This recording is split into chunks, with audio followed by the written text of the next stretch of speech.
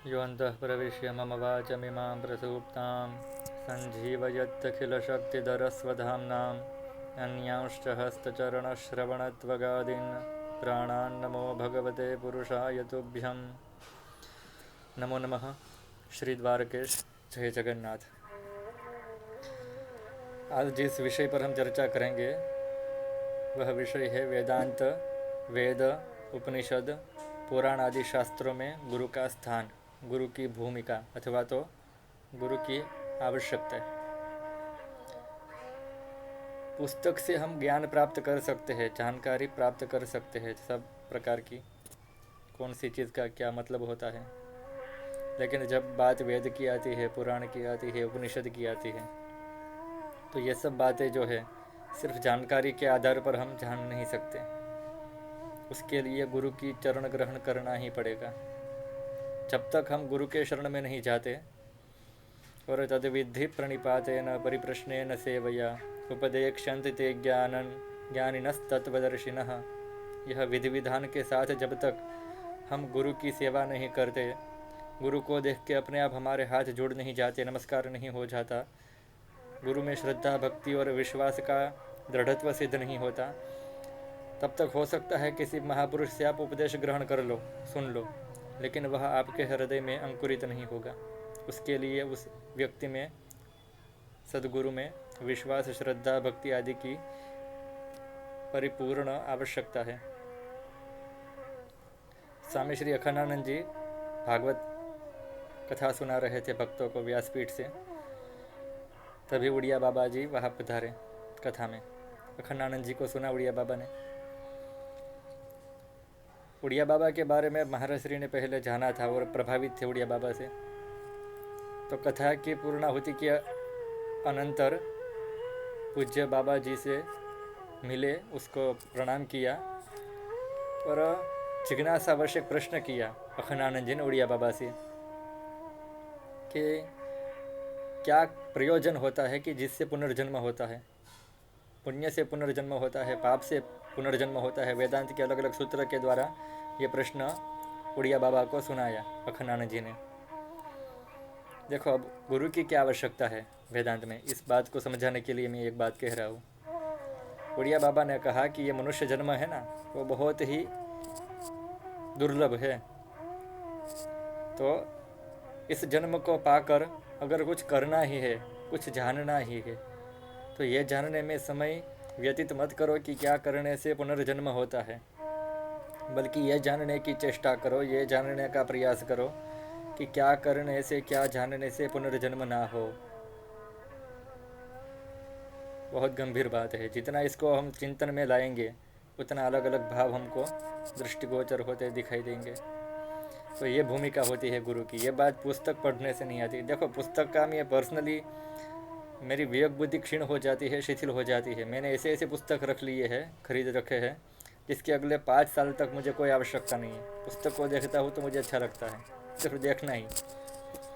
लेकिन जब मैंने वेदांत में प्रवेश किया, स्वामी श्री प्रत्यक बोधानंद सरस्वती जी महाराज, दिव्य चैतन्य जी महाराज आदि संतों का मैंने संग किया, भगवत कृपा से संग प्राप्त हुआ, तब मैंने ये जाना कि पुस्तक पढ़ना तो सिर्फ एक सोपान है, उसके आगे बहुत सारे सोपान हमको तय करने हैं।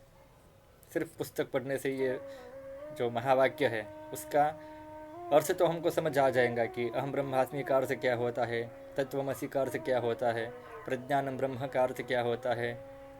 लेकिन इस महावाक्यों का आत्म साक्षात्कार जो है वह गुरु की चरण शरण को ग्रहण करने के अनंतर ही होगा, संभव है।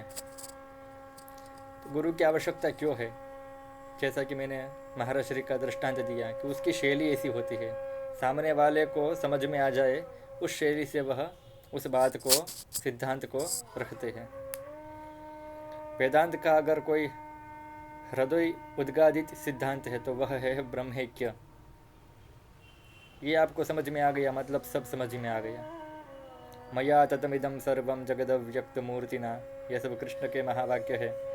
इन सब को आपने समझ लिया, लेकिन ये सब समझ में कब आएंगे? एक पिता ने पुत्र को कहा कि रूम में, प्रकोष्ठ में सूत रखा है, लेकर आओ। पुत्र गया अंदर, खाली वापस आया, कहा कि वहाँ नहीं है। पिता प्रकोष्ठ में गया और वहाँ पर वस्त्र का जो ठेला था उसको ले आया, पुत्र को दिखाया, ये है सूत। पुत्र ने कहा नहीं, ये तो वस्त्र है। वस्त्र में जो ओत प्रोत रूप से सूत परिपूर्ण है उसको पुत्र नहीं देख पा रहा। एक स्वर्णकार ने पुत्र को कहा कि प्रकोष्ठ में अलमारी में स्वर्ण है, ले आओ। पुत्र गया, वहाँ पर से खाली लौट आया, कहा कि नहीं है। स्वर्णकार अंदर गया और वहाँ से सारे आभूषण जो हीरे थे, हार थे, नूपुर थे, वो लेकर आया, कहा कि ये स्वर्ण है। पुत्र ने कहा नहीं, ये तो आभूषण है। तो ये जो स्वर्ण में आभूषणों को देखना लेकिन आभूषणों में स्वर्ण को न देख पाना, सूत में वस्त्र को देखना लेकिन वस्त्र में सूत को न देख पाना, यही अविद्या है। यही उस ब्रह्म की अचिंत्य शक्ति महामाया है। संसार में अणु अणु में ब्रह्म व्याप्त है। देखो, हम जब बात करते हैं कि भगवान के दर्शन हमको क्यों नहीं होते, तो भगवान के दर्शन करने की या चेष्टा करने की आवश्यकता नहीं है। जो हम देख रहे हैं वही ब्रह्म भगवान है, वही ब्रह्म है। इस बात को समझने की आवश्यकता है। बिना ब्रह्म के इस संसार का कोई अस्तित्व ही नहीं है। इस बात को हम ऐसे समझते हैं दृष्टांत के साथ कि रज्जु सर्प का दृष्टांत सर्वविदित है। वेदांत में अगर हम प्रवेश करेंगे तो ये जो घटपट आदि जो है, रज्जु सर्प आदि न्याय है, उसके द्वारा वेदांत का बोध सरलतया संभव है। तो एक रूम है, प्रकोष्ठ है, उसमें रस्सी है। अंधेरे के कारण उस रस्सी में सर्प की अध्यास की भावना होती है। दूर से हमको दिखाई पड़ता है कि वहाँ पर सर्प है, हालांकि वहाँ पर सर्प नहीं है, रज्जु है। तो वो रज्जु में सर्प का अध्यास है, उसका अधिष्ठान कौन है? रज्जु है। बिना रज्जु निकाल लो, सर्प का अस्तित्व रहेगा। वैसे ही संसार में से ब्रह्म निकाल लोगे तो संसार का कोई अपना अस्तित्व ही नहीं है। ब्रह्म को निकाल लोगे तो माया का, विद्या का कोई अस्तित्व ही नहीं है। अंधेरे का कोई अपना अस्तित्व नहीं है। सिर्फ और सिर्फ, केवल और केवल प्रकाश की अभाव की एक स्थिति, जिसको हम अंधकार कहते हैं। ज्ञानी सब, हम ज्ञान की उत्पत्ति नहीं मानते। देखो, और लोग मानते होंगे कि हमको ये ज्ञान नहीं था और हमको हुआ। हम ज्ञान का पुनरुत्थान मानते हैं कि ज्ञान हमको था ही, लेकिन हमको स्मरण में नहीं था, जो हमको स्मरण हो गया। किसी भी ज्ञान की उत्पत्ति नहीं है, ज्ञान तो सर्वविदित ही है। तो जो हम जानते हैं, हम आभूषण को जब देख रहे हैं तब हमको पता नहीं है, लेकिन हम स्वर्ण को भी देख ही रहे हैं। और भगवान ने जैसा कि चतुश्लोकी भागवत में कहा कि अहमेवा समेवाग्रे नान्यदियत् सदसत्परम पश्चादहम यदि तच्च सोवशिष्येत सोऽस्मि हम। जब मैं था तब ये संसार नहीं था, अब मैं हूँ तो ये संसार भी है, और ये संसार जब नहीं रहेगा तब भी मैं तो रहूँगा। तो इसको ऐसे समझते हैं कि जब घट नहीं था तब भी मिट्टी थी, जब घट है तो उस घट के रूप में मिट्टी ही है, और जब घट नष्ट हो जाएगा तब भी मिट्टी तो रहेगी। तो मिट्टी का अस्तित्व नष्ट नहीं हो सकता, ब्रह्म का अस्तित्व नष्ट नहीं हो सकता। ये संसार बनता बिगड़ता रहता है।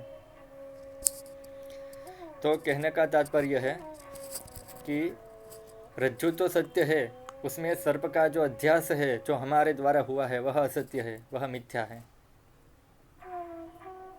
जब हम माँ को देखते हैं तब हम स्त्री को नहीं देखते, उसमें माँ को देखते हैं।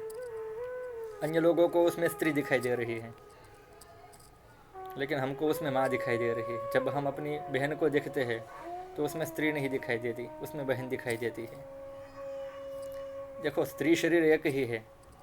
पिता के लिए वह पुत्री है, पति के लिए वह पत्नी है, पुत्र के लिए वह माता है, नाना के लिए वो दौहित्री है। तो यह स्त्रीत्व जो होता है वह ब्रह्म से प्राप्त है, और उसमें पत्नी की भावना करना, माता की भावना करना, बहन की भावना करना, ये सब संबंध हमारे द्वारा स्थापित है। संबंध नष्ट हो सकते हैं, स्त्रीत्व नष्ट नहीं हो सकता। संबंध दुख दे सकते हैं, स्त्रीत्व दुख नहीं दे सकता। और दूसरी बात जो मैं जानता हूँ और हर बार कहने की चेष्टा करता हूँ कि मया ततमिदं सर्वं जगद व्यक्त मूर्तिना, यह जो बात है वह सब आचार्यों ने स्वीकार की है। इसमें कोई मतभेद नहीं है, चाहे वह शंकराचार्य हो, रामानुजाचार्य हो, रामानंदाचार्य हो, निम्बार्काचार्य हो, वल्लभाचार्य हो, सबको यह बात ग्राह्य है, इसमें कोई विवाद नहीं है। और उपनिषदों का आप अनुशीलन करें। तद विष्णु हो परमं पदघु, ये जो मंत्र है उसमें क्या कहा है? दिवेव चक्षुरादतम, दिवेव चक्षु आदतम। ये जो सारा विश्व है वह आततम है, उसमें व्याप्त है, और विश्व में अव्यक्त रूप से वह ब्रह्म समाविष्ट है।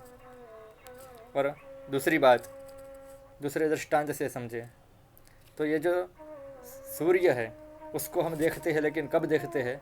सूर्य है आदिदेव, ये हमारा नेत्र गोलक है, गोलक जो है वह है आधिभौतिक, और उसमें जो देखने की शक्ति है वह है आध्यात्मिक। तो आधिभौतिक अर्थात हमारा जो नेत्रेंद्रिय है वह उस सूर्य को तब तक नहीं देख सकता जब तक उस नेत्र में देखने की शक्ति ना हो। शक्ति की आवश्यकता रहती है। देखो, जो लोग नहीं देख सकते, आँख तो उनके पास भी होती है, ये जो गोलक होते हैं वो खाली नहीं होते, आँख तो उनके पास भी होती है, लेकिन फिर भी वह नहीं देख सकते। इसका कारण क्या है? कि उसमें देखने की जो शक्ति है वह आदिदेव स्वरूप जो ब्रह्म है उसकी उसमें स्थिति सम्यक रूप से नहीं है। तो दोनों ओर से अगर आप ब्रह्म से ओतप्रोत नहीं है, सूर्य में अगर प्रकाश नहीं है और नेत्रेंद्रिय की जो शक्ति है देखने की वह आप में सीमित मात्रा में नहीं है, तो आप उसको देख नहीं सकते। ऐसे ही देव्या यया ततमिदं जगदात्म शक्तिया, मार्कंडेय पुराण का अनुशीलन करें, सप्तशती में आया है। देव्या यया देव्या आततम इदम जगदात्म शक्तिया, जगतस्य आत्मिका शक्तिया। जगत में जो अणु अणु में व्याप्त है वह शक्ति कौन है? यया देव्या, देवी कहो, विष्णु कहो, रुद्र कहो, गणपति कहो, सूर्य कहो, अंत में तो अद्वैत ही है। तो इसमें कोई भेद नहीं है। और कहने का तात्पर्य है, इसमें जो बड़ी बात ये है कि इसमें किसी भी आचार्य का मतभेद नहीं है, किसी संप्रदाय का मतभेद नहीं है। ऐसा चाहे वो गाणपत्य हो, सौर हो, वैष्णव हो, शाक्त हो, शैव हो, कोई भी हो, ये बात सबको ग्राह्य है कि मया ततमिदं सर्वं जगदव्यक्त मूर्तिना, जगत में अव्यक्त रूप से वह ब्रह्म ही अधिष्ठित है, परिवेष्टित है। तो ये सब बातें जो अति गहन है वह समझने के लिए पुस्तक पर्याप्त नहीं है। उसके लिए हमें गुरु की चरण शरण को ग्रहण करना ही पड़ेगा। वो वैसे समझाएंगे जिससे हमको समझ में जल्दी आ जाए। तो भाव ये है कि आप जिस संप्रदाय में हैं, ये जरूरी नहीं है कि आप शंकराचार्य के पास ही जाए। अगर जाते हैं, जो कि शंकराचार्य का कोई अपना मत नहीं है, ये जो अद्वैत है वह शंकराचार्य द्वारा निर्मित नहीं है। लोग जो मजाक उड़ाते हैं ये बोल के कि ब्रह्म सत्य जगन मिथ्या, लोग मतलब जो जानते हैं, वेद का अध्ययन करते हैं, लेकिन संप्रदाय के अतिरिक्त होने के कारण वह मजाक उड़ाते हैं कि ब्रह्म सत्य जगन मिथ्या, जीवो ब्रह्मेव नापरः। ये मजाक वो लोग उड़ाते हैं जो वेद की प्रशंसा करते हैं, वेद को सर्वमान्य गणते हैं। और हंसने की वाली बात यह है कि ये बात जो है ब्रह्म सत्य जगन मिथ्या, जीवो ब्रह्मेव नापरः, ये बात शंकराचार्य ने नहीं की, ये श्रुति में आई है जो लोगों के समक्ष भगवत पाद ने रखी है। तो आधी जानकारी के कारण लोग ये जो विनोद करते हैं वो उसकी मूर्खता का प्रदर्शन करना ही है। तो जो आपको अच्छा लगे, जिस आचार्य को आप मानते हो उसके चरण में जाओ, पुस्तक का अध्ययन करो, पुस्तक जरूरी है, लेकिन सिर्फ पढ़ने से ये सब ज्ञान होने वाली वस्तु ये नहीं है। अस्तु, इस चैनल को आपने सब्सक्राइब नहीं किया है तो सब्सक्राइब करें, अपने परिवारजनों के साथ, मित्रजनों के साथ शेयर करें और ज़्यादा से ज़्यादा धर्म में व्यस्त रहे। धर्मम चर सत्यम वद, जो उपनिषदों ने कहा है वही हमको करना है। कहने का तात्पर्य है कि सत्य बोलना है और धर्मम चर, धर्म का आचरण करना है। लेकिन हमने क्या उल्टा कर दिया, धर्म को हम बड़े बड़े व्यासपीठों से बोलते हैं, राजपीठों से बोलते हैं, व्याख्यान करते हैं, और सत्य तो नाम का भी नहीं मात्र रह गया। तो धर्म का जितना बन सके आचरण करें, और इसी भावना के साथ इस वीडियो को मैं समाप्त करता हूँ। श्री द्वारकेश, जय जगन्नाथ।